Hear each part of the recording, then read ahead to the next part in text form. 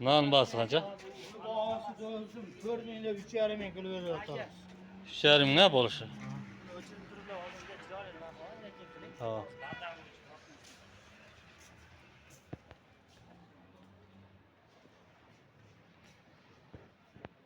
Ha, toğanlar.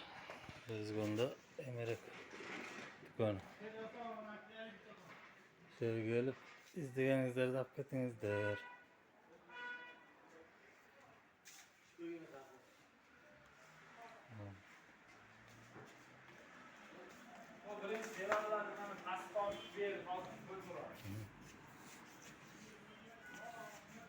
Ha, cana geldi.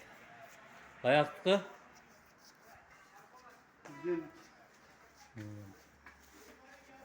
Kaç istersen.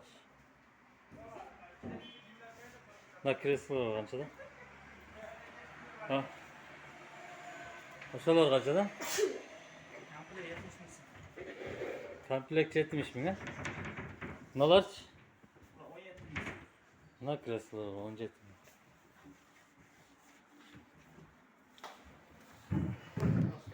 Çoğu carimin geçe kamera var. Bağlı şeyler. Na, nedir? 11 milyon.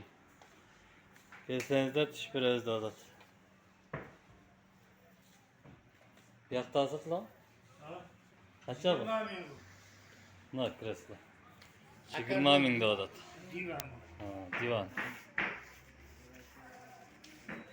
Na sandıklarda et var. 6 milyon vur. Na sandıklar 6 milyon. Ne ona? Bunlar böyle yarım milyon. 4,5 milyon gel. Bir yakık neydi et var? 12 milyon. 12 milyon.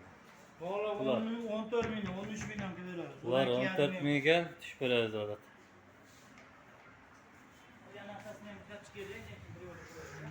Gülcer'in adresi kanday? Ayt bakalım. Aziz meyve bölüdü. Rayon. Ha, doğru.